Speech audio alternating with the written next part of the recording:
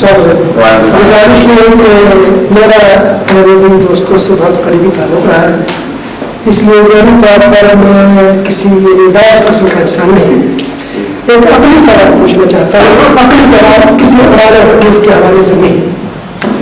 گزارش یہ ہے کہ جب بھی کوئی پیغمبر آتا ہے اس وقت معاشرہ کی جو حالت ہے وہ بڑے طرح کی خدا کو ماننے والے لوگ نہیں ہوتے ہیں، اور خاص طور پر فسق و فجور اور شرک اور مشرک لوگ ہیں، اسے جب پیغمبر کی ضرورت ہوتی ہے کہ اللہ تعالیٰ لوگ اس وقت وہ کون سے حالات تھے جب وہ اس ملک پہ یا اس دنیا کے قریاض پر خاص طور پر مسلمانوں کو کہ جو میرے ساتھ تشریف ہے اور لانے کے بعد ان کے خلاف جہاد کیا یا اس کی تبلیغ کی۔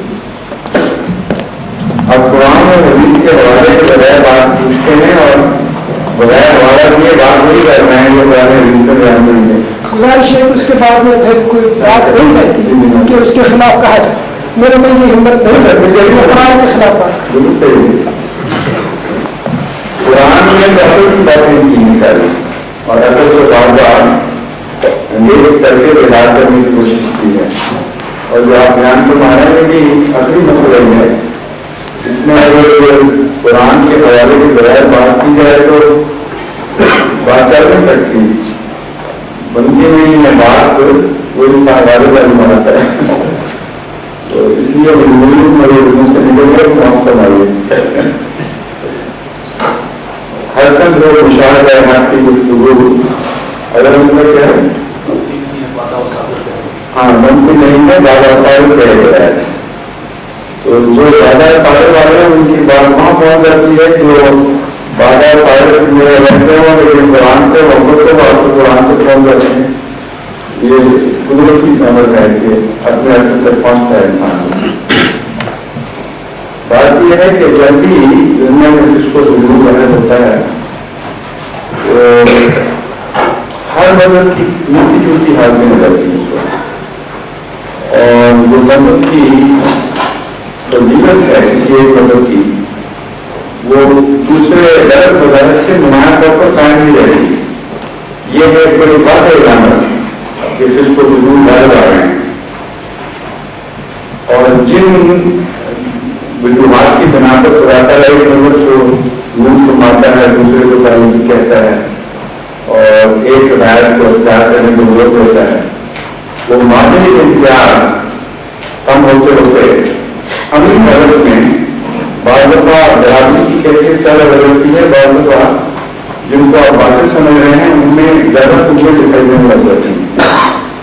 یہ کیفیت ہے جو نہایت خطرناک اس بات کی نشاندہی کرتی ہے کہ کوئی امت جو اقوام بیمار ہو گئی۔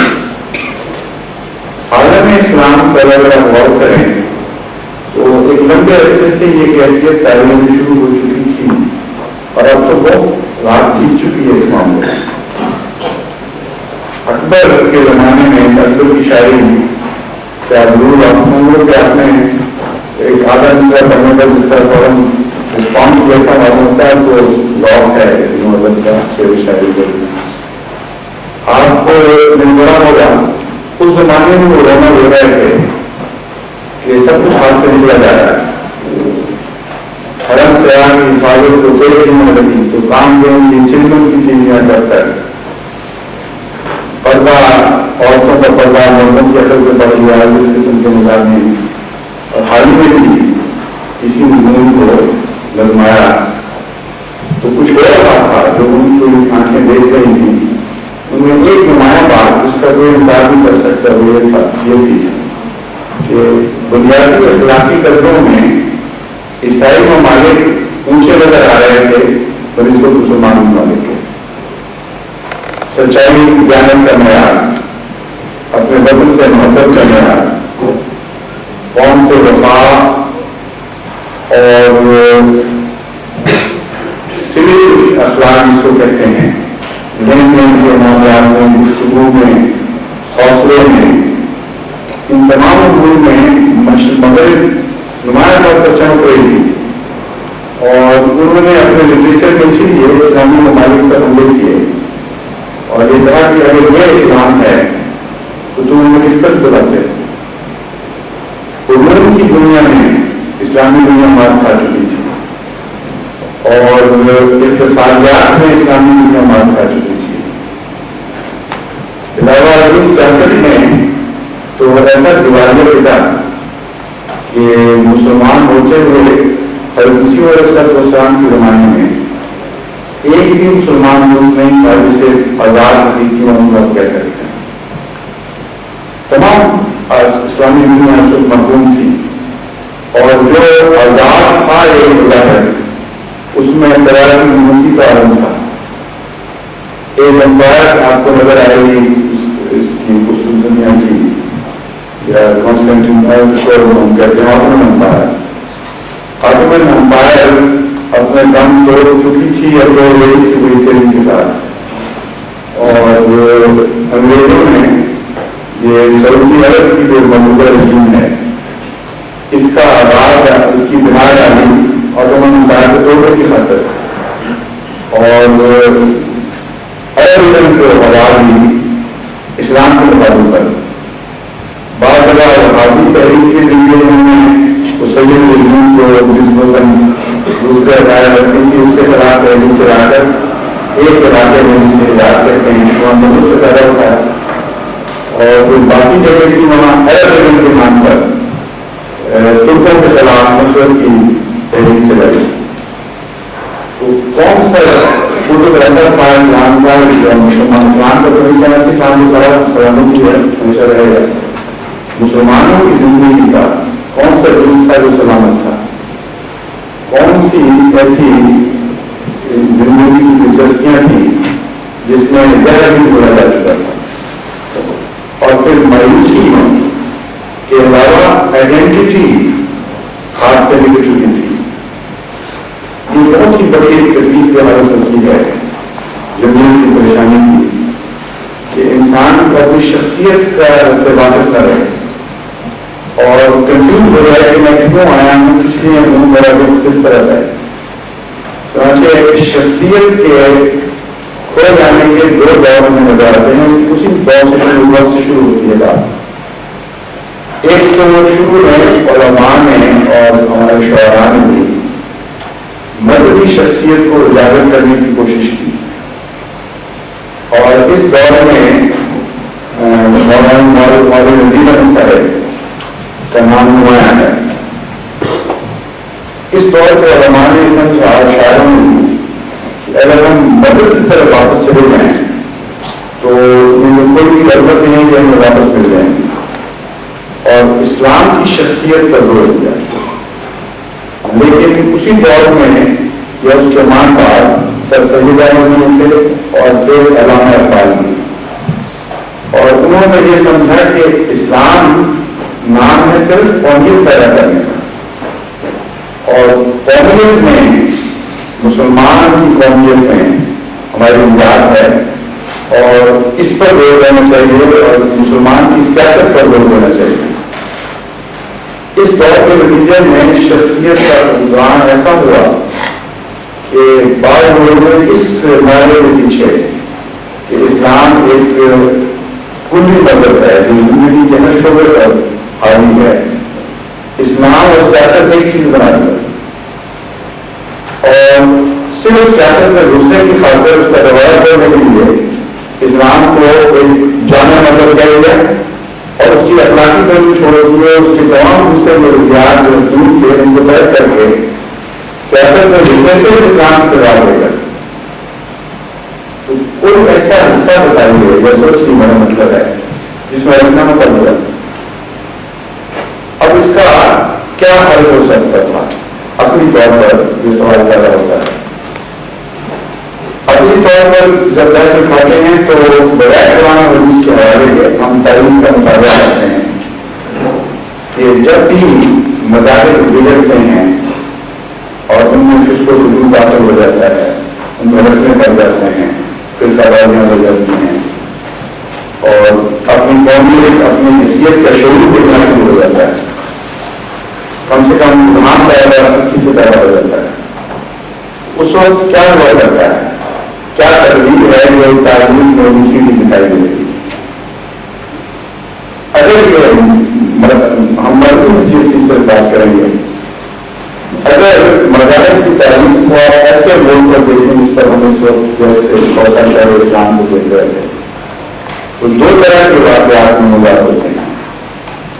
یا تو اس مذہب میں ایک نیا نبی ظاہر ہوتا ہے جو اسی مذہب کا پابند، اسی کی شریعت کا تابع، وہ نیا قانون لے کر نہیں آتا اور محض اسلام کی خاطر اور دوبارہ جمہوریت پیدا کرنے کی خاطر ایک پیغام دیتا ہے اور اس کی بھی مخالفت ہوتی ہے. یہاں تک کہ بعض دفعہ وہ مخالفتیں آپ کو دکھائی نہ بھی دے رہی ہوں تو حوالے ایسے ملتے ہیں کہ اصل لوگ ہے کہ اس مذہب میں ایک نئی پاکیزہ جان ڈالی ہوئی اور اس کے دودھ اس جال کی وجہ سے نہیں بننا شروع ہوا، یعنی نئی تبدیل کرانا شروع ہوئی، لیکن نیچر نہیں چاہیے کوئی تبدیلی بات ہے.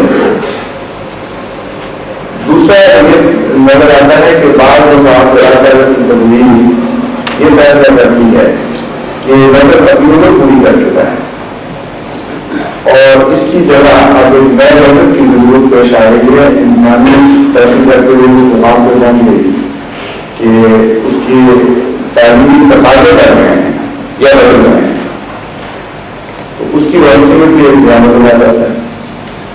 اور اگر یہ واقعہ نہ ہو دونوں میں سے کوئی تو آج تک ایک اس تعلیم کا واقعہ نہیں کہ علماء وقت نے اس مذہب کو سنبھال کر زندہ کر دیا. پھر اس کے مقدر میں لکھنا اور بیٹھنا ایک مسلسل تبدیل کے طور پر لکھا جاتا ہے. وہ آگے بڑھتا ہے بڑھتے ہوئے بڑھتے ہوئے اپنی شخصیتیں بدلتے ہوئے اپنے عقائد بدلتے ہوئے بظاہر زندہ رہتا ہے، لیکن اس مذہبی نقطۂ نظر سے بہت کا مزید شکار ہوتا ہوا ہے. کبھی بھی وہ لوگ خود اپنی حالت کو بدل نہیں سکے. اس پر اگر آپ غور کریں تو لازماً ایک ہی وجہ سامنے آتی ہے کہ جن رہنماؤں کی وجہ سے مذہب ان سختیوں کا شکار ہوتے ہیں وہ وقت کے گزرنے سے پہلے سے زیادہ گندے ہوتے چلے جاتے ہیں، وہ زیادہ اپوزتے چلے جاتے ہیں، ان کے خیالات میں بھی امام زیادہ آتا چلا جاتا ہے یا نقصانیت بدل چلی جاتی ہے، حیرانیت سبب مرے لگتی ہے. اور ہر عالم اس نظریے کے ساتھ ہوتا ہے کہ میں اپنی ذات کی طرف لوگوں کی توجہ دوں اور عمر کے لحاظ سے زیادہ لوگوں کو اپنے ساتھ شامل کروں. یہ ایک رسائشی ہے، اسی سے شروع میں کرتے پیدا ہوتے ہیں، اسی سے پھر فرقوں کی تعداد بڑھتی ہے، پھر فرقوں کے اندر بڑھتے ہیں لوگوں کو ایک دوسرے سے لڑنا اور جھگڑنا. اور اس دور کی خاص علامت یہ ہے کہ دلیل سے زیادہ عمر کی طرف بڑھنا شروع ہو جاتا ہے. اور میں ہمارا کل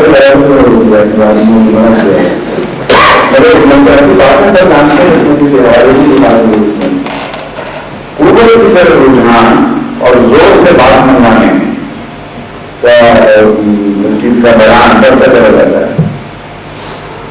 یہ تمام امور طبی طور پر بتاتے ہیں کہ لیڈرشپ گندی ہوئی ہے. اور عام دنیا میں جب لیڈرشپ تبدیل ہوتی ہے تو دو طرح سے ہوتی ہے، یا عوامی انقلاب ہوتا ہے یا قومی انقلاب ہوتا ہے اور ڈکٹیٹرشپ آ جاتی ہے کسی قسم کی. اور دونوں جگہ ٹیک اوور کیا گیا ہے لیڈرشپ کو. پھر ان کی قسمت ہے اگر گندے لوگوں پر آ جائے تو اور گندے لوگوں گے، اگر اچھے لوگوں پر آ جائے تو اور اچھے ہو جائیں گے، بچ جائیں گے. لیکن جو نیشنل پروسیسز ہیں سیاسی وہ بھی بگاڑ نہیں بچتے. تو اس کی حالیہ تعلیم میں بہت اثر سے مثالیں ہو گئی ہیں. مذہبی دنیا میں کیا ہو سکتا ہے؟ عوام کی بغاوت کی زندگی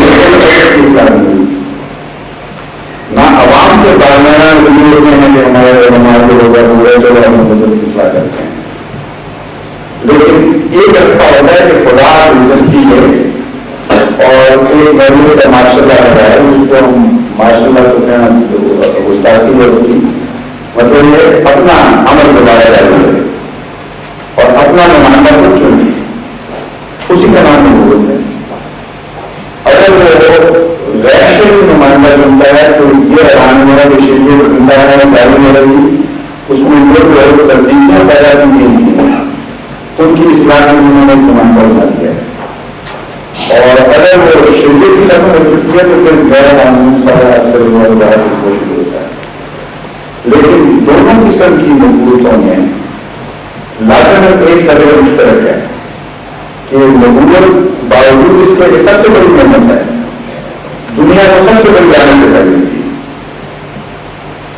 جب بھی ظاہر ہو قیامت میں بات ہو گئی یہ تو بہت سارے آدمی شخص نے میں خدا کر مانتا وہ ہم سب سے اوپر کھاتے میں آیا مسلط ہو گیا اور ہم کو ماننے چلے، اور یہ ہونا بھی چاہیے اگر وہ سرداشی لوگ تھے جو راضی ہو گئے تھے مدد سے ان کے اعتبار سے تو اس سے زیادہ معمول نمونہ ان کا منتظر ہوگی۔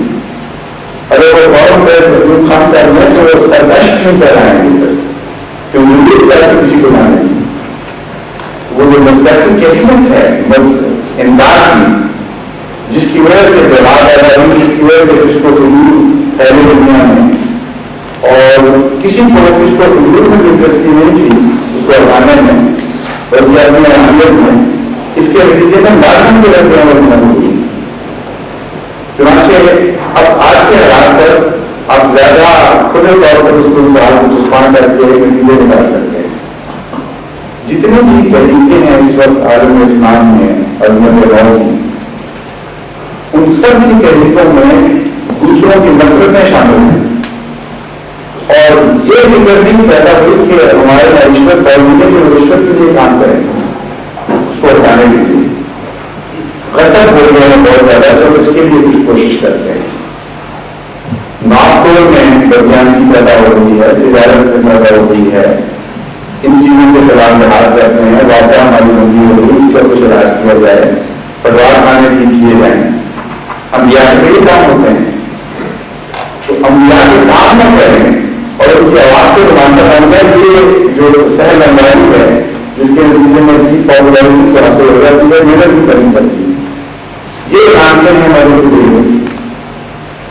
اس کیفیت کو بدلنے والا نہیں ہوتا، وہ اکیلا ہوتا ہے لیکن بڑی دور سے اعلان کرتا ہے کہ میں پیدا ہو چکی ہوں، ان کو دور کرو اور ماننے سے پہلے ہی کو ماننے سے پہلے ہی وہ اسلام کی آواز بند کر دیتا ہے۔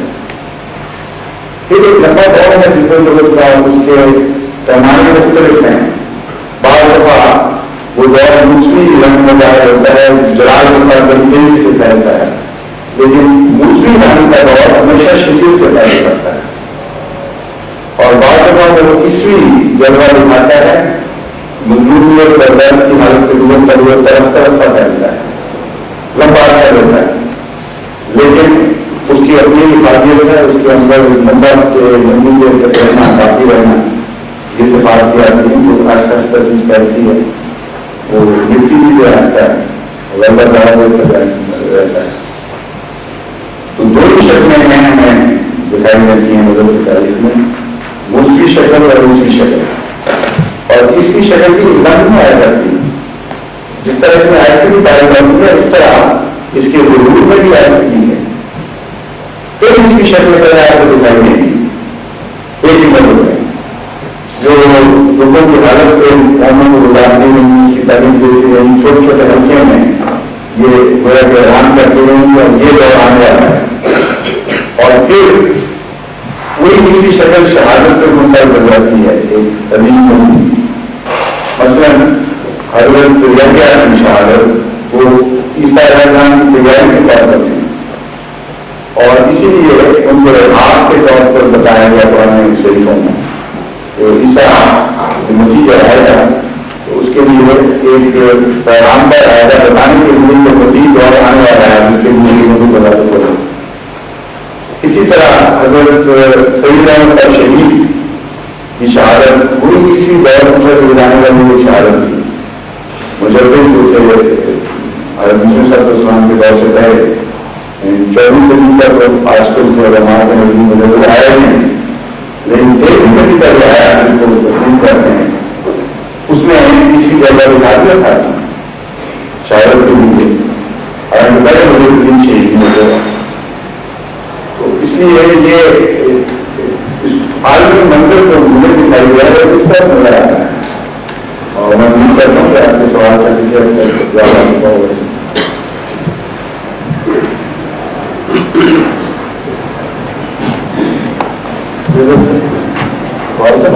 ہم آپ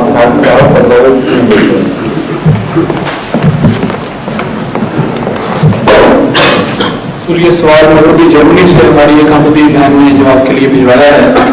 ان کے زیر تبلیغ ایک ہندو خاتون ہیں جن سے تبلیغی بات چیت ہوتی ہے اور ان کے استفادے کے لیے یہ سوال ہے. دو سوالات ہیں. پہلا سوال یہ ہے کہ خدا تعالیٰ کی ہستی کیا ہے, اس کا جسم یا نشان کیا ہے, آپ اسے کس طرح تسلیم کرتے ہیں جبکہ اس کا وجود نہیں. یہ بھی انہوں نے لکھا ہے کہ ہم کہتے ہیں کہ بذات خود اللہ تعالیٰ ایک قدرت ہے لیکن وہ اس بات کو سمجھتے نہیں. اس کا جواب سوال یہ ہے کہ یہ تو وہی زمین سے سوال ہے کہ خدا نظر میں آتا ہے, اس کا کوئی اس کی شخصیت کی اس کے وجود کی کوئی ایسی شکل دکھائی نہیں دیتی جسے ہم حواس خمسہ سے محسوس کر سکیں. یہ ہے بنیادی سوال اور یہ سوال ہمیشہ سے اٹھتا ہے, آج بھی اٹھا ہے, کل بھی اٹھا رہے گا. اس کے باوجود یہ ہندو خود ایک خدا کو تسلیم کرتے ہیں اور اس کے کئی مظاہر کو تسلیم کرتے ہیں اور چونکہ مالی طور پر بزرگ دکھائی دیتے ہیں, کوئی درخت دکھائی دیتے ہیں, کوئی شام دکھائی دیتے ہیں, تو غالباً ان کا یہ خیال ہے کہ خدا ان کی اندر رہتا ہے ظاہر ہوتا ہے, وہ روح کو رجسٹر ہو گیا. کم سے کم اس سوال کرنے والے نے غالباً یہی اپنے ذہن کے اندر تصور باندھ لیا ہوگا تاکہ مسلمان بھی معاوضے سنائیں وہ قوم میں نہیں ہوتے جسم کا اور بنا کر لیں بنایا منصوبہ رہا اسی قسم کا کچھ پھولوں کا تصور ہوگا. بہرحال قرآن کریم ایک ایسی کتاب ہے جس نے مذہبی دنیا میں سب سے پہلے ایک نیا محاورہ بیان کیا اور وہ غیر ایک محاورہ ہے. لوگ دنیا میں گئے وہ غیر کا ایمان کرتے ہیں اور خدا تعالیٰ کو عالم الغیب و شہادت فرمایا کہ وہ غیب کا عالم بھی ہے اور شہادت کا عالم بھی ہے. ان دو عالموں کی روشنی میں غیب کے مضمون کو غور کرنا چاہیے کیونکہ یہ غیب کا مضمون ہے جس کی بحث چلائی گئی ہے. اسلام میں وہ جو مادہ پرستی کا رجحان تھا اور خدا کو مادہ بنانے کا اس کا ایک اسٹروک میں حل کیا ہے اور ایک نئے زمانے کے ظاہر ہونے کا بھی اعلان کیا ہے. رسول کریم صلی اللہ علیہ وسلم سے پہلے انسان کے خدائی تصور میں شخصیات کا بڑا نہیں کرتا تھا.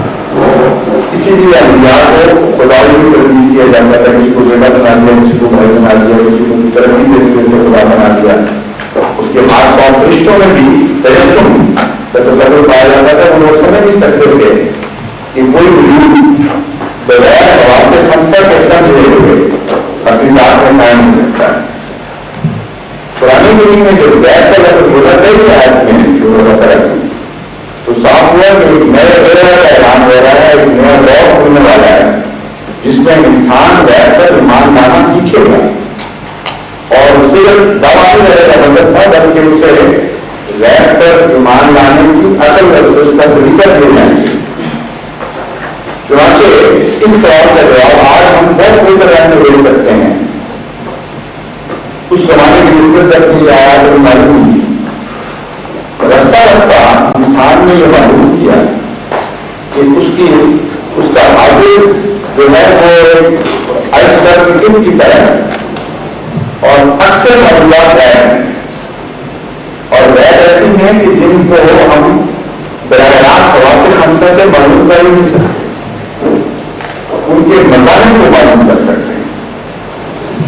چنانچہ اس وقت جہاں ہم بیٹھے ہیں جہاں آپ اگر آج سے 200 سال پہلے بیٹھے ہوتے اور کوئی ایسا کہتا ہے کہ اس فضا میں آوازیں بھی ہیں, تصویریں بھی ہیں, مختلف مناظر ہیں، مختلف پیغامات ہیں، اور کروڑوں سال سے چلے ہوئے اجسام کی تصویریں یہاں ریکنسٹرکٹ ہو سکتی ہیں، اور یہ کئی بھی یہ ساری دنیا ہے جو ان چیزوں سے اکثر رنگ جو ہم نہیں دیکھ رہے وہ اس فضا میں موجود ہیں، اور جو آوازیں سن سکتے ہیں اس سے بہت زیادہ آوازیں ہیں جو اس فضا میں متعلق ہیں اور ہم لوگ سن نہیں سکتے۔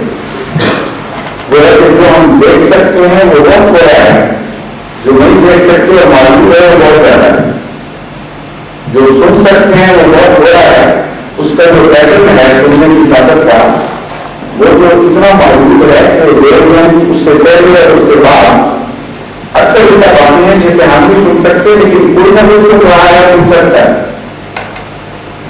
مثلاً کتے ہیں وہ ایک نسل کی آواز کو سن لیتے ہیں جو ہماری پہنچ سے نیچے ہے، ان کی نہیں پہنچ سے نیچے ہے، جس ویو لینتھ پہ ہم آواز سننا شروع کرتے ہیں اس سے بہت پہلے چھوٹی ویو ہوتی ہیں، ان میں ہم بھی سن سکتے ہیں کیا سن سکتے ہیں، چنانچہ بغیر آواز کے اس نے بنا لی ہے کیونکہ ان کو غیر پہلے میں نہیں بولے، یہ پتہ لگا کہ اگر غیر پر مان لاؤ گے تو تمہیں بہت کچھ ملے گا غیر سے، اور غیر حاضر میں بدل رہے گا، اور اوپر جا کے ہمیں ٹرینوں میں بھی ایسی آوازیں ڈالی جو ہماری شریف سے اونچی ہیں، اور وہ بھی غیر چیز چونکہ ان قوموں میں غیر پر ایمان آیا جن کو ابھی بتایا نہیں جاتا، اس لیے غیر کو حاضر میں بدلنے لگے، غیر انگریز انہوں نے نئی چیزوں کا رسائی حاصل کی۔ جن مسلمانوں کو غیر پر ایمان لانے کو بتایا گیا تھا انہوں نے حاضر کو غیر بنا دیا، بڑے بنا پا گئے، اپنے خود علم کو تصورات اور کہانیوں میں لڑنا شروع کر دیا، اور جو ہاتھ میں تھا وہ جاتا رہا سب کچھ۔ اس لیے یہ جو کوشش ہے یہ بہت خطرناک، خدا کو معلوم کرنے کے لیے غیر میں داخل ہوئی ہے، اب یہ ثابت ہو گیا۔ چنانچہ جب تک یہ قومیں غیر میں داخل ہوئی اس وقت تک کہ خدا کی ممکن تھی، اور بڑی بڑی شدت کے ساتھ آ رہی تھی، اور جب انہوں نے غیر کی تلاش شروع کی تو وہ لوگ جو سائنس کی ابتدا ہے جب کہ ابھی غیر پر ان کو ابھی حاصل نہیں ہوا تھا، صرف ظاہر کی سائنس کی، اس وقت وہ دیکھے ہوئی، اور اس انالیسس کو اگر آپ تفصیل سے دیکھیں تو حیرت ہوگی آپ کو کہ قرآن کی پیاری آیت میں کتنے عظیم مطالعے میں داخل کر رہے تھے جیسے نئے جہان کو دے دیا ہے۔ موجودہ سائنس کے دو دور میں ایک اور بچے غیر میں گئے بغیر انہوں نے ظاہر کو سمجھنا سیکھا، اور ایک عورت ایک ناجانوں کی اسٹڈی اس نے کی ڈارون میں، اور اس کو کچھ باتیں ملی سب ظاہر کی اسٹڈی کی، اور جو کائنات کی فزسسٹ نے اسٹڈی شروع کی وہ بھی ظاہر کی اسٹڈی کی۔ اس دور میں انہوں نے اپنے تھوڑے سے علم کو اپنی انانیت بڑھانے کا ذریعہ بنا دیا، اور جلدیت کا پتہ لگا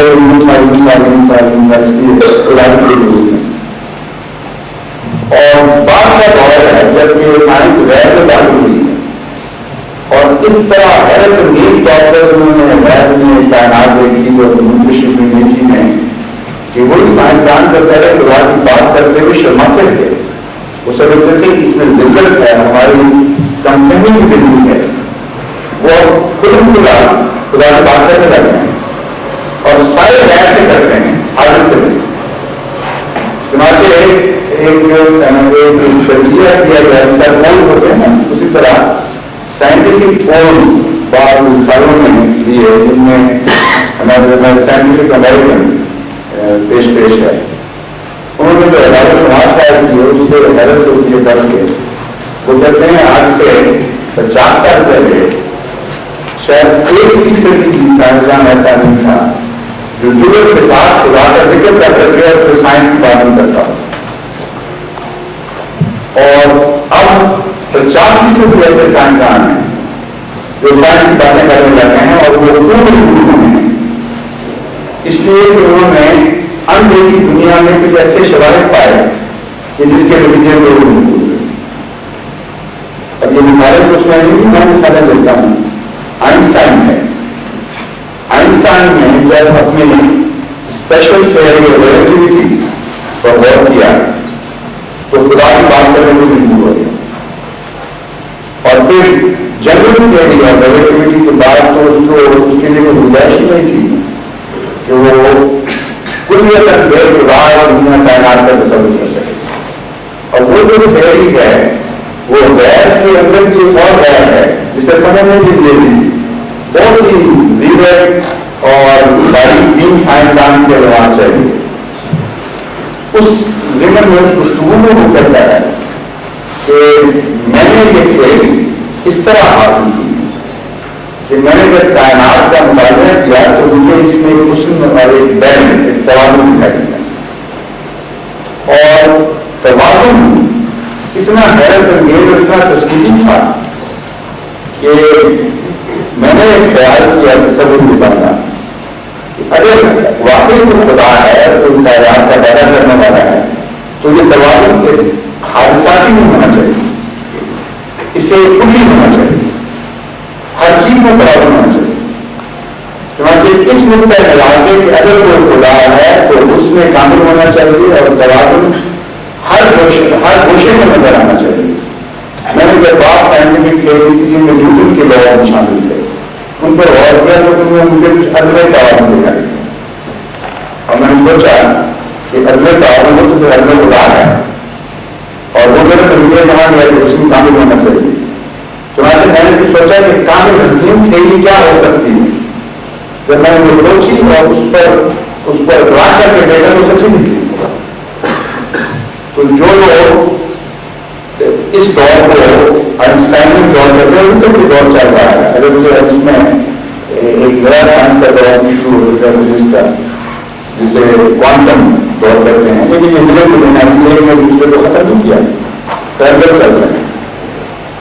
آئنسٹائن سے ایک بڑا گواہ غیر کے علم کا موجودہ دنیا میں کون ہو سکتا ہے, اور اس نے اسی نظریے کا خدا کی ہستی کو تصور پایا. اگرچہ وہ اس طرح تفصیلی نہیں تھا جو شریعت سے جمہوریت سے حاصل ہوتا ہے, جو وہاں برائے سے ہستی کلام کرتی ہے اور اپنے وجود کی خبر دیتی ہے. تو غیر کے کوئی ملبہ نہیں, غیر کے نتیجے میں خدا کی ہستی کا یقین بڑھنا چاہیے, بڑھ رہا ہے اس وجہ سے. اب آپ سوچیں کہ ملکی کی فضا ہے, اس کے اندر رشین کی بولی آ رہی ہے, تیلگو کی بولی آ رہی ہے, انگریزی گانے ہو رہے ہیں, بحثیں چل رہی ہیں, میوزک ہو رہی ہے, رقص و سلوک کی آوازیں بھی ہیں, رقص و سلوک دکھائی نہیں دے رہا ہے. ساری دنیا میں چیزوں میں ملے ہیں موجود ہیں. تو کائنات ایک تسلیم ہے, ہم سمجھ رہے ہیں کہ میری آواز ہے, آپ رہتے ہیں آپ کے سانسوں کو آواز کو آپ بتا دیں. اچانک آپ واپس آ کے دیکھتے ہیں حاضر میں تو پتہ چل رہا ہے کہ حاضر بالکل مختصر ہے, نہ ہم کو غیر ہے, غیر ہی غیر ہے جس کا شعور براہ راست ہمارے سمسا سے ہم نہیں کر سکتے. تو خدا کی ہستی کے متعلق یہ بات کو کوئی حقیقت نہیں رکھتا تو وہ غیر ہے. اب تو سائنسدانوں نے روح کے موجود ہونے کے امکانات پر بھی نہ صرف بحث کیا بلکہ اس کے دلائل فزکس کے ذریعے نہیں ہے.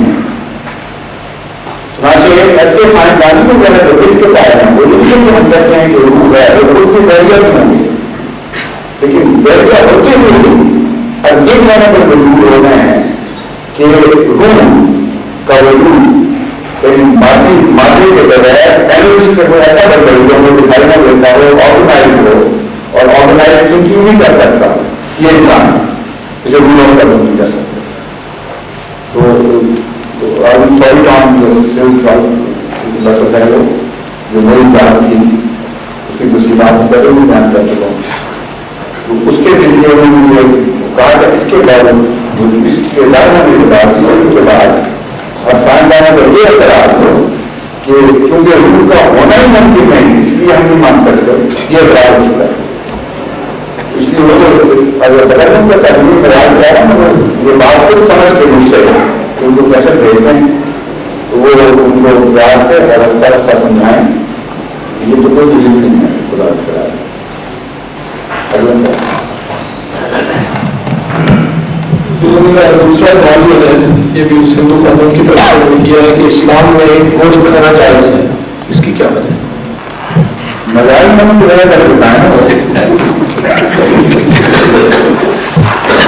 اصل بات یہ ہے کہ نیگیٹو کے لیے دلیل ہونی چاہیے، پازیٹو کے لیے ہونی چاہیے. ایک مسلمان اصول ہے منطق کا ہے، وہ ساری دنیا کے منطق کی تسلیم کرتے ہیں. کسی چیز کے نہ ہونے کے لیے دلیلیں دینے کی ضرورت نہیں ہے.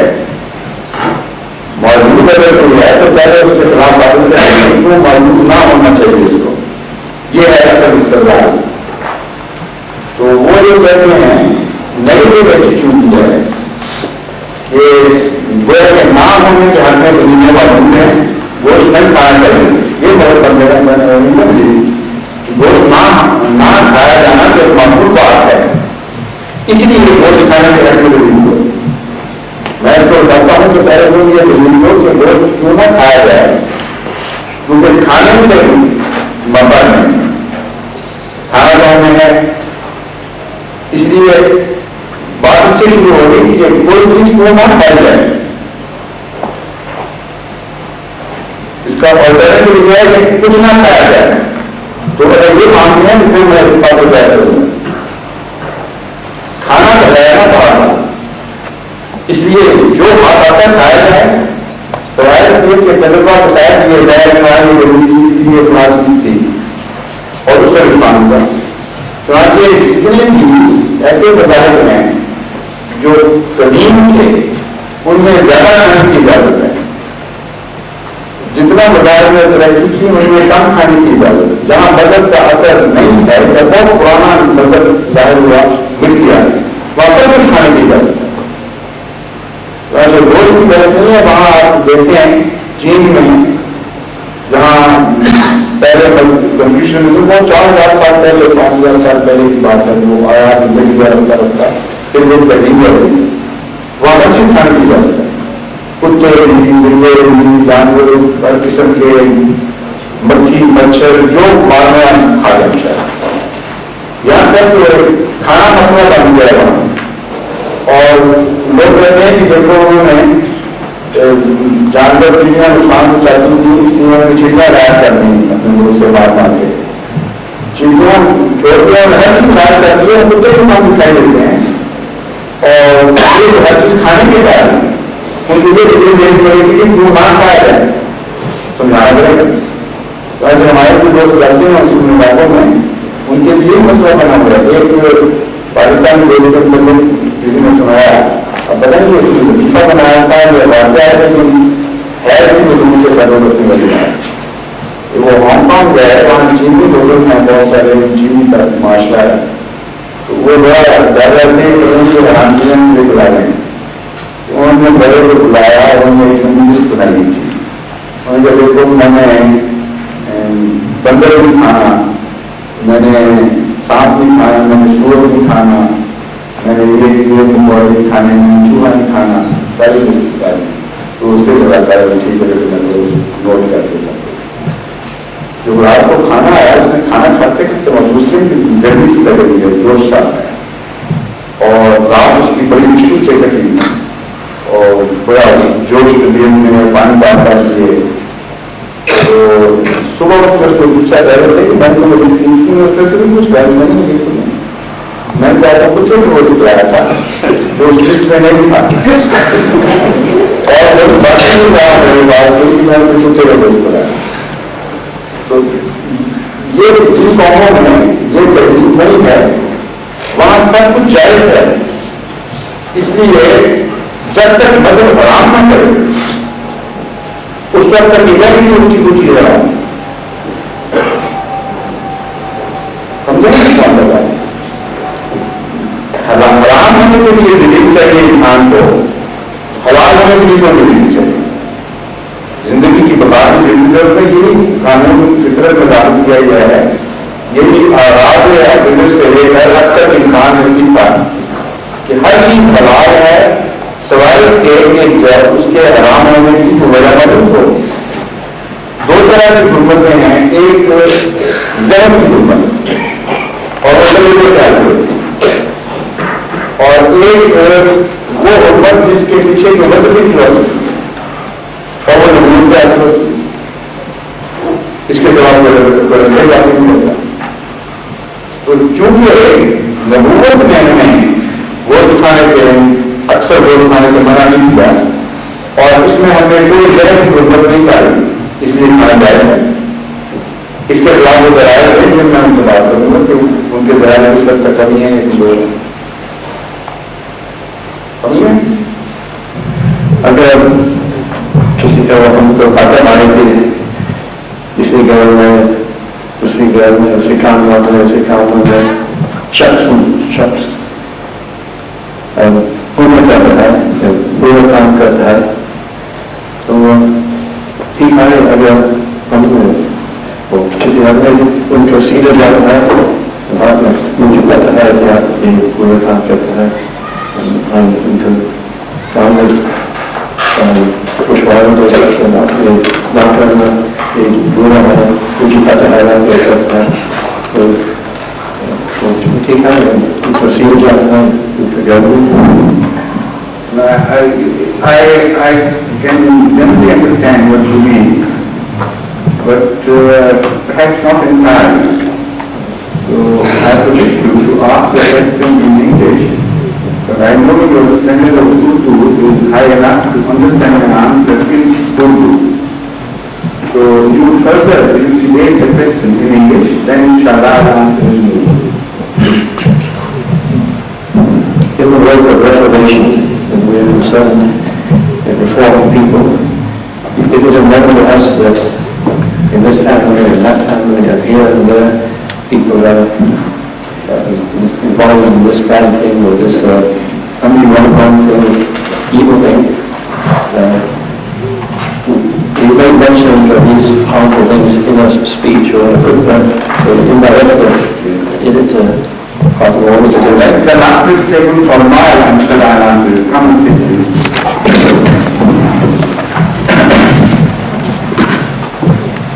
یہ جو برائیوں کو دور کرنا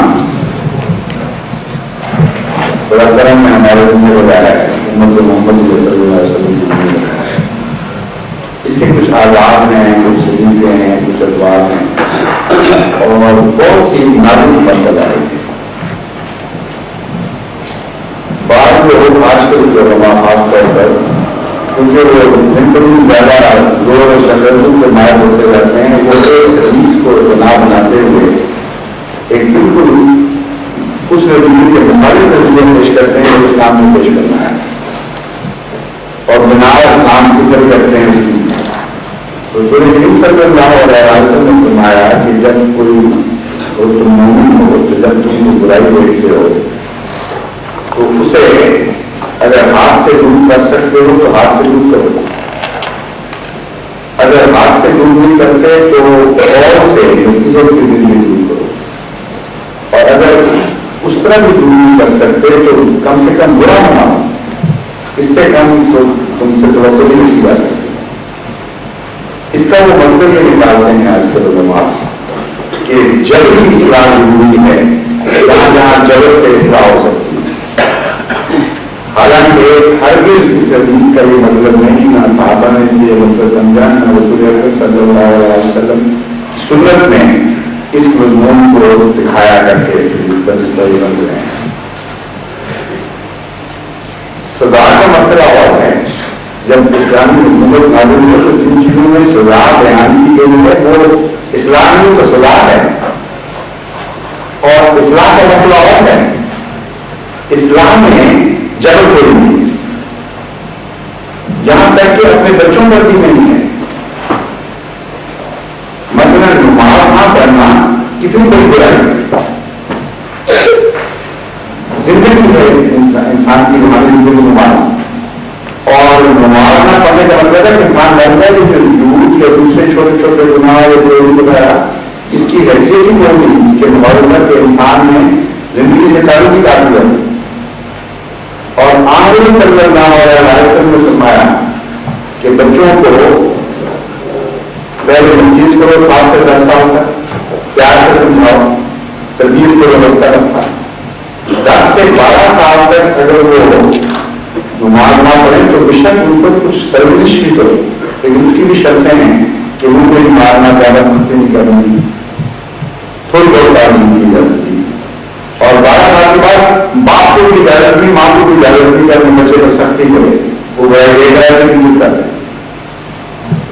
یہ تو کچھ سروس کا مطلب نہیں آتا یونیورسٹی ہے۔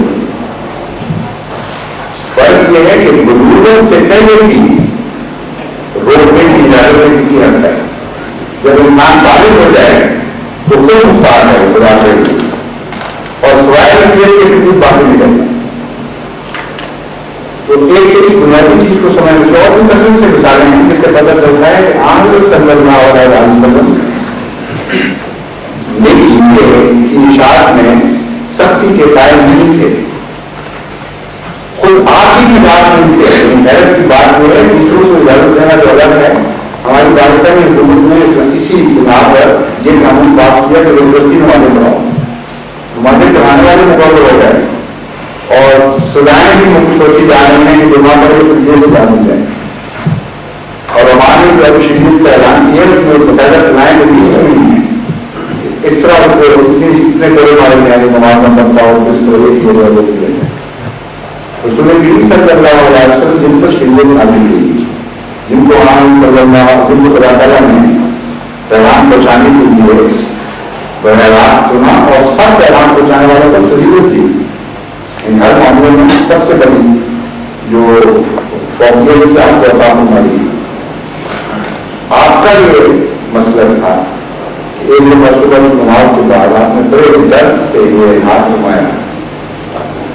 بہت سے ایسے لوگ ہیں جو نماز پہ نہیں آئے اور صبح کی نماز کے لیے نہیں کریں، اور اگر بکرے کے پاؤں کے لیے عبادت کو بلایا جاتا ہے تو دوڑتے ہو جاتے ہیں۔ میرا دل چاہتا ہے کہ کسی کو گٹھا اٹھواؤں، اپنی دل کسی اور کو مان کر لوگوں کو کسی کے سر پہ گٹھا اٹھواؤں، لکڑیوں میں ان کے گھروں کو آگ ہو جاتا، لیکن مجھے اجازت نہیں ہے۔ اب بتائیے حضرت صلی اللہ علیہ وسلم کو تکلیف کی ہوئی ان لوگوں کی حالت دیکھ کر، اور یہ ایک تقسیم ہے اصل میں کہ یہ اپنے لیے جہنم کا کام کا انتظام کر رہے ہیں، اس لیے یہ تقسیم تھی کہ ان کو بتایا جائے یہ تو پیدا ہے لوگوں کو چھوٹے کو قرآن کی عبادت سے نہیں موڑ کے اپنے آرام کو ترجیح دے رہے ہو تو تم آرام کیا نہیں لیتے، لیکن اجازت نہیں ہے، تو میں نے مجھے اس کی اجازت نہیں کی، میں یہ نہیں کروں گا۔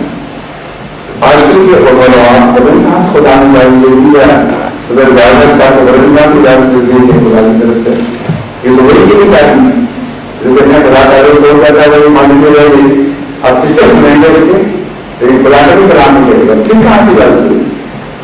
اس لیے یہ بات یاد رکھیں کہ نصیحت ہے ہمارے پاس، نصیحت کے سوا کچھ نہیں ہے، اور وہ امور کے حدود سے تعلق رکھتے ہیں وہ بالکل اور مسئلہ ہے، وہ سزا کا مسئلہ ہے۔ جہاں کسی کو خدا مختار بنائے گا وہاں اس حد تک سزا دے گا، اور اس میں تجسس کی اجازت نہیں، اس میں دخل دے کر تلاش کر کے جمعہ کو رجوع کر کے اس کو سزا دینے کی ہمیں اجازت نہیں۔ وہاں فحشاء جب بنتا ہے گناہ خود اچھل کے بندے عام پر آتا ہے، اور بے حیائی بھی بڑھ جاتی ہے کہ پھر انسیکوینس آف ڈسکوری بہت بڑھ جاتا ہے، پھر جو گناہ سامنے آئے اس کی سزا کی اجازت ہے۔ اس سے پہلے ایسے گناہ کی تشہیر بھی فحشاء بنتی ہے، اور یہ قانون میں ہوتا ہے، یعنی بڑی سزا میں سب سے بڑا گناہ قرآن کریم میں یہ قتل کے بعد بڑی سزا میں زنا کی 100 کروڑ سزا ہے، اور غالب اندازے لگا کر کہ فلاں زنا کرتا ہوگا اور بہت مجھے بڑائی ہوگی، زنا کی تشہیر کرنے والے کو فحشاء پھیلانے والا قرار دیا اور اس کی 80 کروڑ سزا دی۔ تو اس سے پتہ چلا کہ سزا کے معاملے میں بھی بعض روکے جانے دی ہیں تاکہ انسان خدا نہ بن جائے، اس کو بہت باندھ کر محدود کر کے رکھا گیا کہ گلوری کے معیار میں ایسی حیرت انگیز سختی کی گئی کہ اگر وہ گلوری کا معیار کسی امت میں پایا نہ جاتا ہو تو وہاں اسلامی حد جاری نہیں ہو سکتی۔ اب یہ بات آدمی بھول جاتے ہیں آج کل کے لوگوں. کہتے ہیں اسلامی شریعت پاکستان میں نافذ کرو, شریعت نافذ کرو. ہم گواہی دیں کہ فلاں شخص نے یہ کیا تھا تو اس کو بہت سنسار کرو, ہم گواہی کرو. اور عدالتوں کا معیار یہ ہے کہ ہر گواہی کا, جس کا مطلب یہ ہے کہ ایسی سوسائٹی میں جہاں جھوٹ کثرت سے بولا جاتا ہو اور آرڈر آف دا ڈے کا دیا ہو, وہاں اسلامی شریعت کا نفاذ کا مطلب ہے کہ جو چند شریف لوگ ہیں جو جھوٹ میں بولتے ہیں وہ سنسارے ہیں اور باقی جو ایش کریں اور پیسے لے کر جواب نہیں دیں اور پیسے لے کر مقابلے میں جواب نہیں دیں. اور جان سے بات آ جائے تو دونوں گواہ اٹھاتے ہیں. کیسا تمسر ہوگا اس لوگ سے. اس لیے خدا تعالیٰ نے نفاذ حدود میں بھی ایسی پتیاں شرطیں لگا دی کہ غلط سوسائٹی میں شریف والے ہو نہیں سکتے. معیار گواہی کا ایسا بیان کیا کہ جس شخص نے حیا بھی کام کرو, کسی کوئی وہ بازار میں دیوار کی طرف منہ کر کے بیٹھ کے پیشاب کرتا اس کی گواہی کو بولتی ہوگی. تو ہمارے یہاں تو بے گواہی کا معیار اس سے ہزاروں کا اوپر ہوتا ہے. گواہ کہاں سے جائیں گے اپنے قانون جاری کو جیسے کرتے ہیں ویسے کرتے گواہ آپس میں جڑتے ہو اور اسلام کو بھی کوئی مصیبت ہو. یہ بات بھول گئے ہو کہ رسول کریم صلی اللہ علیہ وسلم نے پہلے شریعت کمائی تھی, تب خدا نے مختار بنایا تھا. پہلے وہ سوسائٹی گندی سوسائٹی سے وہ پاکیزہ سوسائٹی بنا کے لے جائے جہاں سچ میں جھوٹ سے الگ ہو کر ایک الگ حیثیت رکھ جاتا ہے. انسانی زندگی میں باقی داخل ہو گئی اور اس کی مثالیں اتنی عظیم الشان ظاہر ہوئی کہ خود سزا کے معاملے میں بجائے رکھتے کہ لوگ تلاش کر کے پکڑ کر آنے جائیں. ایک آدمی اٹھتا تھا, ایک عورت آتی تھی, دونوں ایک جواب دیتے تھے اپنے اپنے طور پہ کہ یا رسول اللہ ہم سے یہ گناہ سزا ہو گئے, کوئی گواہ نہیں, ہم گواہ ہیں. لیکن گواہی کا معیار آپ نے اونچا کر دیا ہے سچائی کا کہ ہم اس طرح زندگی گزار نہیں سکتے اسلام کے ساتھ, ہم اپنے مطلب کریں گے. اور ہم نے یہ کیا, ہم نے سزا دی. اور یہ حصہ جو ہے یہ زندگی کی سختی سے پکڑ کے ٹھیک کرو, یہ پتہ نہیں کہاں سے سیکھ لیا اس نے. یہ بھول جاتے ہیں کہ رسول کریم صلی اللہ علیہ وسلم نے اپنے خلاف گواہی دینے والے پر بھی سزا دی اور یہ بول گئے. پھر آیا دوسری طرف کر دیا, پھر دوسری طرف آیا تو دوسری طرف منہ کر دیا. جب چوتھی دفعہ کیا تو پھر تسلیم کیا تو سزا دلوائی. لیکن اس بات کو ناپسند فرمایا کہ کوئی شخص اپنے آپ کو اپنے گناہ کو ظاہر کرتا ہے. بلکہ ایک جگہ فرمایا کہ خدا تعالیٰ سخت نفرت سے دیکھتا ہے ایسے شخص کو جو جس پر خدا نے تو پیدا کوشش کی تھی اور وہ اپنے گناہ ظاہر کرتا ہے. یہ ہے اسلام کا نظام. اور جہاں گھروں میں باتیں سامنے آئیں, کچھ باتیں ہوتی ہیں, یہ مطلب تو نہیں ہے کہ سزا نہ دے تو اسلام نہ کرے. اسلام کے لیے بڑے بڑے رستے رکھتے ہیں, لیکن ایسے رستے ہیں جن میں انانیت زخمی نہ ہو. اور اس کا عام صلی اللہ علیہ وسلم بڑا خیال فرمایا ہے. اگر آپ حضور اکرم صلی اللہ علیہ وسلم کی حدیث پر غور فرما رہے ہیں کہ مومن دوسرے مومن کی شرط آئینہ ہے, تو اسلام میں بے شمار لوگ آتا رہتے ہیں. آئینہ خاموشی سے دیکھنے والے کو اس کے نفاذ بتاتا ہے, اس کی تشریح نہیں کرتا. جب وہ آئینہ جدا ہوتا ہے تو اس کا نقش باہر گزرتا ہے, وہ نہیں کیا اس میں نقش اس میں دیکھا تھا وہ اس کے ذات سے نہیں ہو جاتا ہے. اور صرف نقش نہیں بتاتا, دنیا بھی دکھاتا ہے. مومن کے دل میں یہ صفائی ہو تو وہ ناصر بننے کا رہتا ہے. کسی کی خوبیوں سے بھی آنکھیں کم نہ کرے, ان کے اوپر بھی تحریر کی وجہ ڈالے جس سے پیار کا تعلق پیدا ہوتا ہے. اور برائی بھی دیکھے تو لوگوں کے سامنے تشریح نہ کرے بلکہ الگ ہو جائے, اس سے دلائل طور پر بتائے. یا پھر اس طرح میں برائی کا ذکر کرے کہ کسی شخص کو یہ محسوس نہ ہو کہ مجھے لوگ جانتے ہیں, لوگوں کو پتہ لگ رہا ہے کہ میں نکالوں اور مجھے دلیل کرنے کی لیے ملا یا جائزہ نہیں ملے گا. اس لیے خطبات میں خدمت سے پیار سے نصیحت کر کے آپ کریں. لیکن اگر اس طرح میں آپ کریں گے کہ وہاں خطبے میں بیٹھا ہوا ایک شخص یہ محفوظ کر رہا ہو کہ میں آج نہیں ہوں اور لوگوں کو پتہ لگ رہا ہے کہ میں نہ رہا ہوں, تو وہی نصیحت کر رہی ضرور بن جائے. اور ایسے واقعات میں آتے ہیں جماعتوں میں دور دراز جماعتوں میں جہاں اس کے نتیجے میں کتنے پیدا ہوئے جماعتیں بڑھ گئی. ایک نصیحت کرنے والے نے نصیحت کی اپنی طرف سے آزاد بنا کر نصیحت کرنے کا میں نے نام نہیں دیا تھا. ایک نام نہیں دیا تھا تو ہر گھر جانتا تو تھا کہ اس کی باتیں کیا رہا ہو. اس لیے وہ سے انتقامی کو پھیلا سکتا ہے نہ سیاح بھی پھیلا سکتا ہے. نصیحت کرنے والے کے اوپر بہت سی پابندیاں ہیں, بہت سی شرائط ہیں, لیکن اگر وہ شرائط کو قبول کر لے تو اس کے اندر قوت پیدا ہو جاتی ہے. اسی حدیث میں یہ بھی بیان فرما دیا قوت کرنے. آئینہ بے آواز ہے, جب چاہے وہ اٹھانے جب چاہے رکھ دے, زبردستی بھی نہیں کرتا کسی کا, لیکن چونکہ منصف مزاج ہے اور اس آئینہ کے دل کے تقویٰ پر یقین ہے سب کو, اپنی وجہ سے نہیں بیان کرے گا, اس بات سچے دل سے بیان کرے گا. اس لیے کوئی آنا کریں توڑتا نہیں, بلکہ وہ آنا توڑتے جو بس نہ مٹائے اس کو پھینک کر پاتے. اور ہر آدمی بالکل آئینہ دے دیتا ہے. تو مومن کے اندر اپنی صفائی کا معیار, اپنے اسلام کی طاقت کا معیار اتنا بلند کر دینا چاہیے کہ دیکھنے والا بھی یقین, سننے والا بھی یقین کرے کہ اس نے انانیت کی خاطر نہیں, کسی نفسانی خواہش کی تکمیل کے لیے نہیں, مجھے ریلیز کرنے کے لیے نہیں, ریاداری کی خاطر نہیں, بلکہ خالص میرے لیے میرے درد سے مجھے نصیحت کی ہے. اور یہ صرف میری برائیوں کو ہی بتاتا دکھا برا کر کے دیکھتا, بلکہ خوبیوں کو بھی دیکھتا ہے.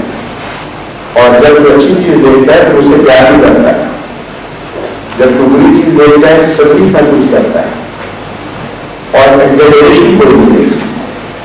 یہ شرائط جب پیدا ہو جائیں تو آئینے کی قیمت اتنی بڑھ جاتی ہے کہ ہر آئینہ دیکھنے والا اسے سیدھے سے بازار کرتے ہیں, جیبوں میں ڈالا سکتا ہے. ہر عورت کے بیگ میں آپ کو آئینہ دکھائی دے گا تو سب سے زیادہ سینسٹیو ہوگی اور پھر اس کی بات میں قبول بھی کی جاتی ہے. آئینے کی قوت سے زیادہ پڑھی اور شدید ناصر دنیا میں کوئی پیدا نہیں سکتا. اتنا خاموش ہے کہ کوئی غور کر جاتا ہے اور اس سے بڑی قوت نصیحت کی کہیں آپ کو بدلتی ہے. اس لیے آئینہ کریں اور جہاں بھی آپ کی نصیحت آئینہ ہونے کی صفات کے مناسب اگر آنی شروع ہو گئے وہاں اس کو چھوڑنے چاہیں, آپ تقویٰ اختیار کریں اور ڈر جائیں کہ شاید اس سے قوت نہیں ہو سکتی.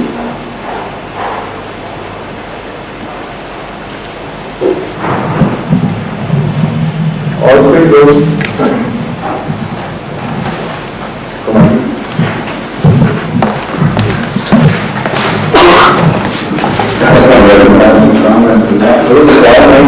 میں کسی کے بارے میں نصیحت کے بارے میں کچھ کہا ہے فرمایا, اس کا میں ذکر ہے کہ پچھلے ہفتے میں نے اخبار پر نظر پایا جان تو اس میں خبر تھی کہ ایک مولوی صاحب ملتان میں قتل کر دیا گیا.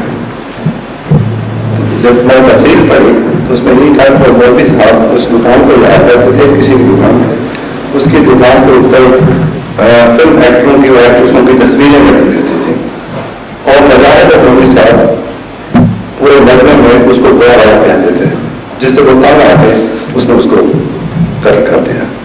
تو جیسا کہ فرمایا کہ نفرت میں پیدا کرنے کے لیے نہیں اسلام آیا, اسلام تو نفرت کو بنانے کے لیے آیا ہے اور اس نے غلط کیا کام کی نافرمانی کی, اس کی غلامی کی اور اس کو قتل کرنے کا نہیں تھا, تو یہ نہیں پہلے اس نے شائز کیا, لیکن اس نے اپنی طرف سے وجہ ضرور پیش کی ہے, انگیز قاتل کی ہے اور اس کو حق نہیں کر پاتا. اس لیے ایسے کو شہید نہیں آپ کہہ سکتے.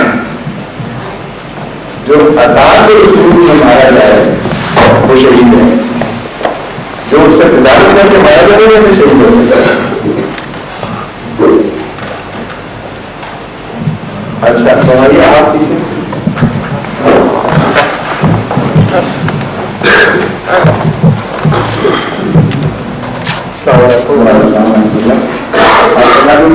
کے پاس سے اس کو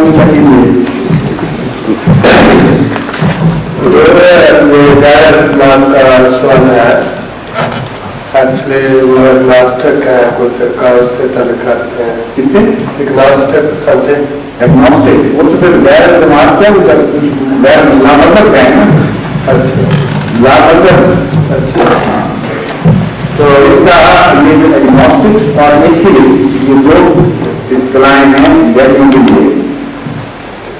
ہمارے اردو میں دہلی کہتے ہیں صرف, انگریزی میں دو لفظ ہیں ایگنوسٹک اور ایتھیسٹ. ایتھیسٹ وہ ہوتا ہے جو کہتا ہے کہ خدا نہیں ہے اور میں جانتا ہوں کہ نہیں ہے, اور ایگنوسٹک کہتا ہے کہ مجھے علم ہے, میری تسلی کے لیے کافی ثبوت نہیں ہے, اس لیے میں نہیں کروں, ہوگا تو ہوگا, نہیں ہوگا تو نہیں ہوگا. تو یہ ایگنوسٹک کا سوال ہے. آپ بتا رہے ہیں ان کا تو بہت سارے سوال ہیں. بہت دفعہ میرے ساتھ انہوں نے وعدہ بھی کیا ہے میں آؤں گا تو آپ نے کسی بھی جگہ کروں گا. یہ پاکستانی ہے, پاکستانی ہے ڈاکٹر.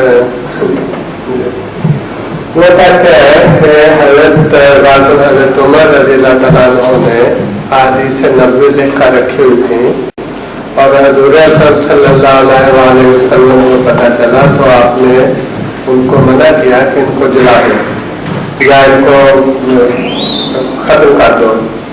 تو یہ میرے پاس سب سے بڑا ثبوت ہے کہ حضور نے جب ایک چیز سے منع فرمایا ہے تو بعد میں احادیث نبوی کیوں لکھی گئی؟ یہ ان کی بات ہی غلط ہے. رسول کریم صلی اللہ علیہ وسلم نے ایسی احادیث کے لکھنے سے منع فرمایا جن کا قرآن کریم سے اشتباہ ممکن تھا اور خطرہ تھا, اور خاص طور پر کتاب جس میں وہ بھی شامل تھے. وہ وہی کی کتابت کرتے تھے. اگر ان کے گھر سے آج صلی اللہ علیہ وسلم کی احادیث بھی لکھی ہوئی نکلتی تو لوگوں نے سمجھ پایا کہ یہ بھی وہی ہے, رسول اللہ کی وہی کی قرآن کا حصہ ہے, اس لیے قرآن کریم کی حفاظت کی خاطر اور رسول اللہ صلی اللہ علیہ وسلم کے عظیم شان توحید پرستی کا بھی اس سے پتہ چلتا ہے. اور اپنی باتیں سامنے لایا جاتا ہے. اللہ تعالیٰ کی باتوں سے ایسا عشق تھا اور ایسی غالب قومیت آپ کے دل کے ساتھ تھی کہ آپ کی تصادی کرتے تھے کہ وہی باتیں قابل میں بھی بنتی ہیں, وہ بڑی کا حصہ بنا جائیں جو آپ نے منہ سے نہیں ہوئی.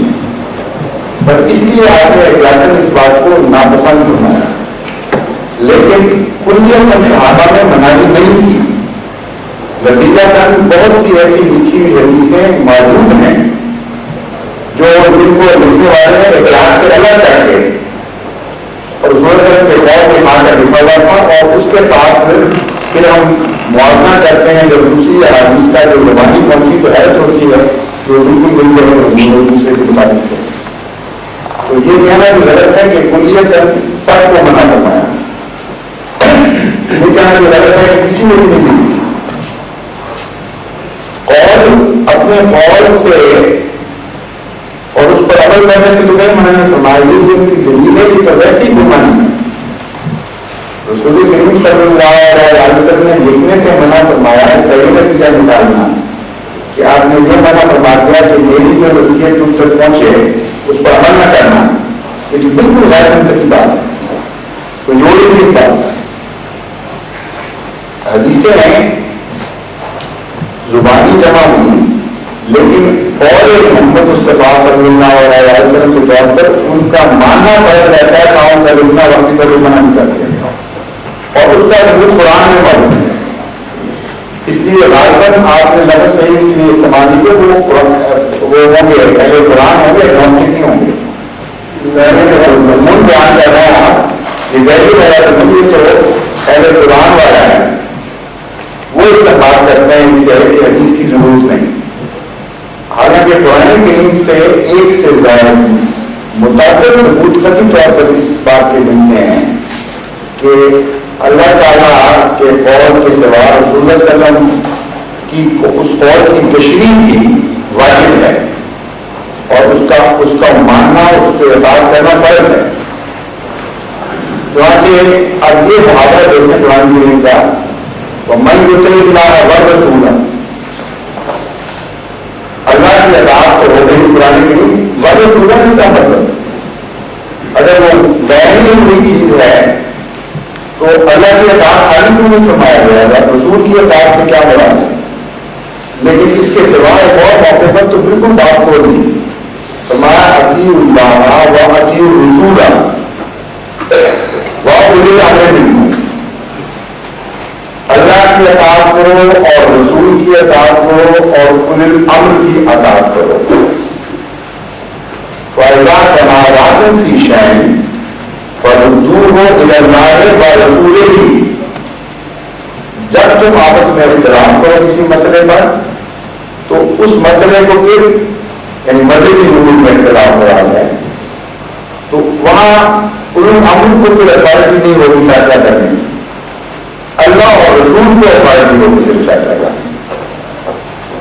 اب آپ یہ سوچیے، ان سے ذرا کو سمجھائیے کہ کیا شریعت محمدیہ 23 سال کی لیے تھی صرف جس عرصے میں نازل ہو کر کے ختم ہو گئی اور بعد میں قرآن کا عمل ناممکن ہو گیا؟ یہ آیت جاری ہے، آج بھی ہمیں ہدایت نہیں کر رہی ہے کہ نہیں کر رہی۔ اطیعوا اللہ کا مطلب تو یہ نکال دیں گے کہ قرآن کریم یعنی قول خدا، بغیر ہم تو اللہ سے نہیں باتیں کرتے نہ اس کے قائل ہیں، تو رسول کی بات کے کیا معنی لیں گے اگر وہ قول رسول نہیں ہے؟ اور جب اختلاف کریں گے تو رسول کی طرف کس طرح بتائیں گے اگر حدیث پر ایمان نہیں ہے؟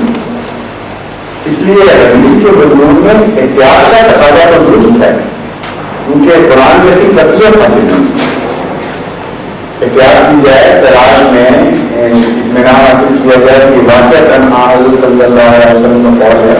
اس کے لیے شاید میں بڑے قسم سے پیمانے کے یوز کیے ہیں اور مشکل نہیں ہے غیر بار آدمی کے لیے کہ صحیح حدیث اور غلط حدیث کے اندر تفریق کر سکے، لیکن جب تک قرآن کریم میں آیت موجود ہے ہمیشہ رہے گی اطیعوا اللہ واطیعوا الرسول واولی الامر منکم فإن تنازعتم فی شیء فردوہ الی اللہ والرسول۔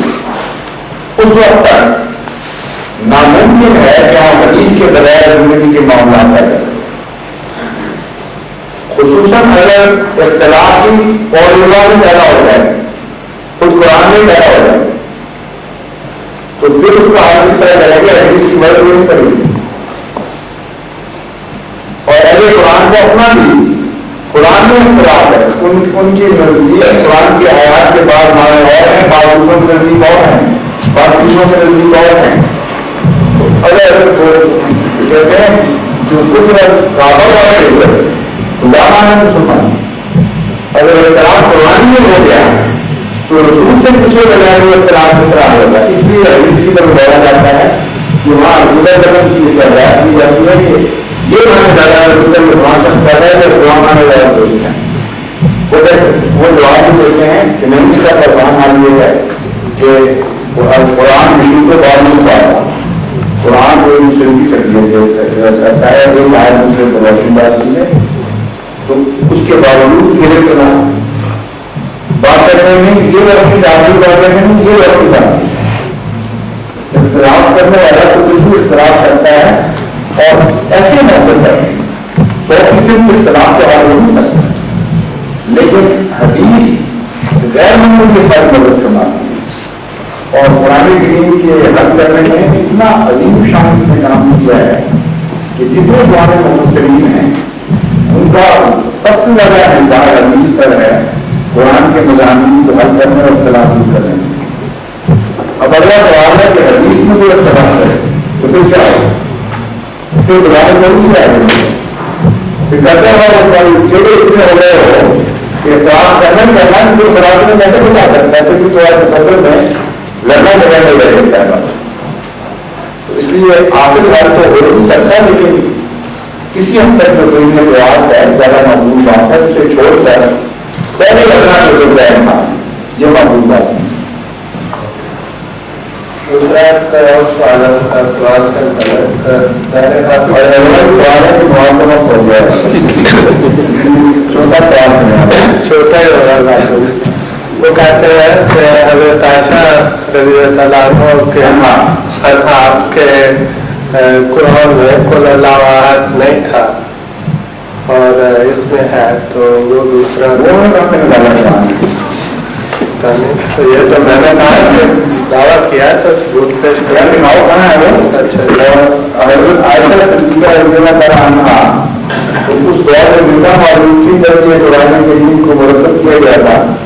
कोई भी एक इशारा करके दिखा रहे हैं प्लीज, जिससे साबित होता है आयशा ने कहा कि और ये गलत है, बिल्कुल झूठा था। उससे लगता है वास्तविक नहीं है।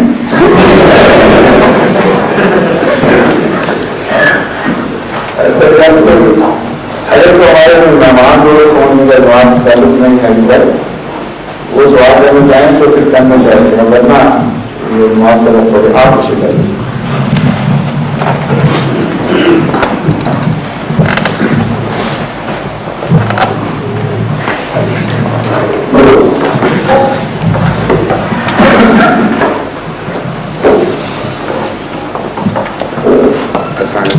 आपका नाम क्या है? मेरा नाम तलत मलिक है, मैं महमूद मलिक का कज़न हूँ। ठीक है, महमूद मलिक। अच्छा अच्छा, आपके करीब पहले भी यहाँ आए हुए थे, पहले मुलाकात में शामिल हो गए थे? जी हाँ, नबी। वो कौन है? वो मेरे मामूजात भाई।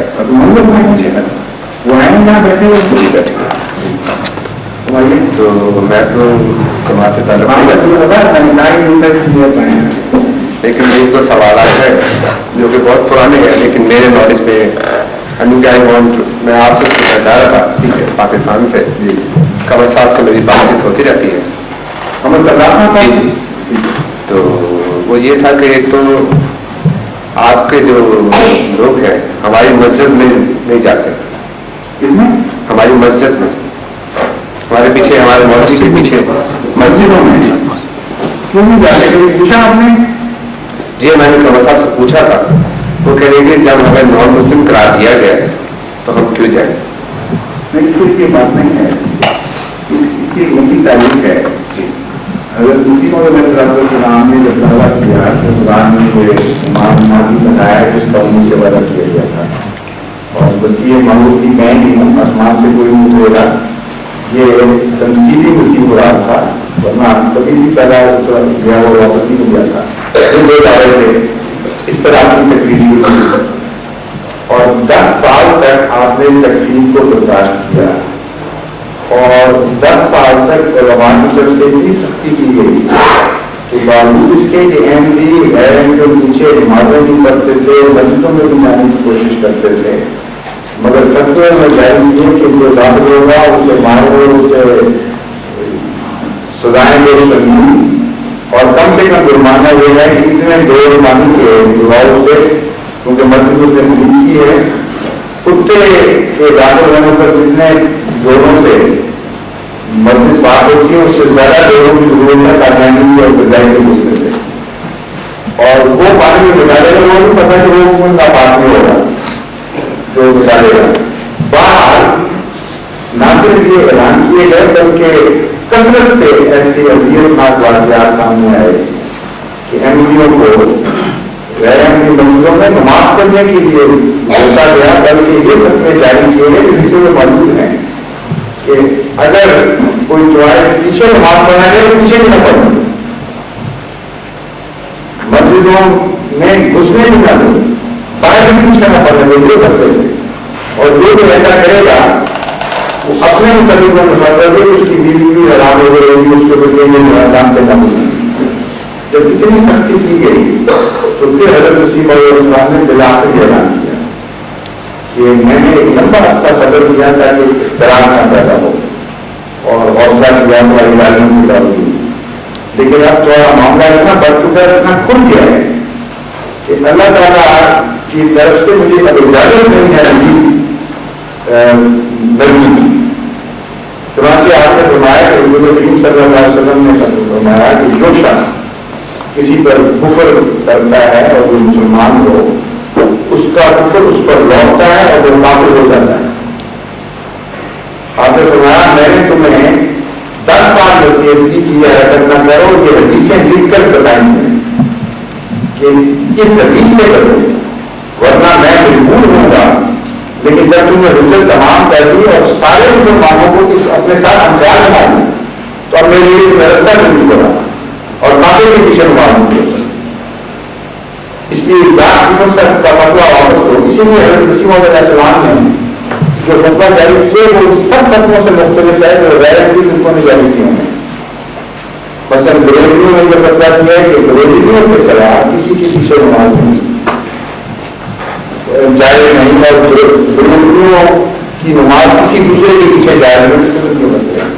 بہادروں نے یہ فتوا دیا کہ بہادروں کے سوا باقی شیعوں نے جو فتوے دیے اپنے فرقے کا نام لے کر ہر غیر فرقے کے پیچھے نماز کلیت حرام قرار دی بلکہ ان کو جو پیچھے فرض نماز پڑھنے سے روک دیا. حضرت مسیح موعود علیہ السلام نے آپ حیران ہوں گے یہ دیکھ کر کہ کسی غیر فرقے کا نام نہیں دیا.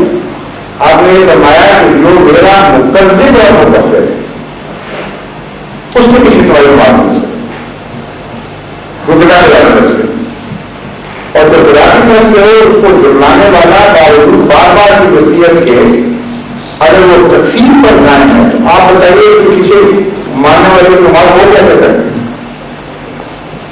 امامت کا مطلب یہ ہوتا ہے کہ آپ اس کے قابل ہو گئے ہیں دعاؤں میں اس میں بیٹھے ہیں اتنے کلیت ہم قابل ہو جاتے ہیں کہ اگر امام غلطی کرتا ہے تو آپ کی غلطی کرنے پر مجبور ہیں. امام نے 5 رکھنے پڑی ہے تو امام کا وشے کیسے رہ جائیں اگر اس میں 5 ہی پڑھنی ہے تو آپ کو بھی 5 کرنی پڑے گی. وہ سردہ صاحب کرے گا آپ سردہ صاحب کریں گے. امام جملہ ہو جاتا ہے صبح سب کے مطابق اور امام کی نماز میں سب کی نماز داخل ہو جاتی ہے. اتنی قوت ہے امامت میں کہ اگر آپ زور کی نماز پڑھنا چاہتے ہیں اور زور کی نیت مانتے ہیں لیکن امام اصل کی پڑھ رہا ہے جمع نماز تو فقہاء کہتے ہیں کہ آپ کی زور کی نہیں ہوگی اثر کی ہو جائے گی. آپ کی نیت زور کی امام کی نیت اثر کی امام کی نیت آپ کو بھائی جا رہی. تو جو امام وقت کے جو امام دنیا ہے امام خدا کے مقابلے کرتا ہے امام کی تکلیف کرے اور کہہ کہ وہ جھوٹا ہے اور امام میں ہو سکتا ہے لانتے بھی جا رہا ہے اس کے پیچھے اس میں ایمان لانے والا کھڑا ہو تو اس کی نماز کیسے ہوگی وہ تو خود اپنے امام پر ناطے ڈالنے والا بن جائے. اس لیے چارے لوگ اس کے سوا جو اس کے بعد فتوا دیتے ہیں آپس میں ان کے پاس یہ جواب نہیں کیونکہ ان میں سے کوئی بھی یہ نہیں کہتا کہ ہمارا جو امام ہے دنیا کا اسے خدا نے بنایا اور جماعت احمدیہ کا یہ عقیدہ ہے کہ ہمارے امام کو خدا نے بنایا ہوا ہے. اس لیے مجبوری ہے ان کے لیے کوئی مجبوری نہیں تھی بجائے مجبوری کے فتوے کی زیادہ سختی ہے. ہم نے اپنی مجبوری کے تحت جو فتوا جاری کیا یہ مجبوری اس کے اعتراض کرتا ہے اور جب پڑھیں تو کہتے معلوم انہیں نجائز معلوم نہ پا رہے اور کہتے ہیں کہ اگر تم اگر پڑھو گے تو تم ہماری نمازیں پلیت کرنے والے ہو ہماری مسجدیں پلیت کرنے والے ہو تمہیں قتل کریں گے. مردے کو برداشت نہیں ہوتے ان سے بھی ہمارے برداشت ہو جائیں. قبرستانوں میں ایک مردے چاہے وہ کیا کرنا ہے وہ پھینکوا رہے ہیں کہ پاکستان میں اور آپ کہہ رہے ہیں ہماری مسجد میں آگے معلوم ہے وہ تو پہلے مردہ بنائیں گے پھر اس مردے کو بھی صاف کریں گے اور اگر نہ پڑھو تو میں نے دیکھا نا آگے ہو جائے نا تم اس بات کو ہمارے لیے واضح کرتے اس لیے دائرہ اسلام سے تعلق اور دائرہ اسلام سے تعلق نہ ہو دائرہ اسلام سے تعلق تو کرے تو کیا کرے اچھا. اس لیے انصاف سے دیکھنا چاہیے جو حال کو یہ جذباتی مسائل نہیں ہیں یہ واقعاتی مسائل ہیں. یا تو ہم خود جھوٹا کہیں اپنے امام کو یہ یقین رکھیں کہ خدا نے نہیں بنایا پھر ٹھیک ہے آپ کا مطالبہ معلوم بات ہے کہ کیوں لوگوں کا اختلاف کرتے ہیں چھوٹی چھوٹی باتوں سے ہم تمہارے امام کے پیچھے پڑے تو ہمارے امام کے پیچھے پڑ لو. جب ہمارا ایمان یقین ہے کہ خدا نے بنایا تو مجبور ہے. اب اپنے اور وہاں سے ایک کاؤنٹر سوال کر لیجیے آپ کا مسئلہ ہو جائے گا. آپ ان سے حضرت رضا صاحب کا ذکر ہی نہ کریں آپ ان سے پوچھیں امام آئے گا کہ نہیں کوئی آپ کو نہیں آئے تو آئے گا ہی کوئی خدا نہیں آئے گا نہیں پکا تو آپ کافر کہے گا ان کے پیچھے تو ہمارے بنا کریں پھر آپ دیکھیں ہم کہتے ہیں وہ کہ جنگل نہیں ہے غلام کی ہوگا ہوگا نماز پیچھے پہلے سوال کو کر رہا تھا تو ہمارے مطلب یہ کہتے ہیں جس کو تم سچا سمجھتے ہو उसके अमल में उसके झूठा होने का ऐलान करो, उसके मुकफ़िरीन, उसके मुकद्दिमीन के पीछे चलो, ये कैसे हो सकता है?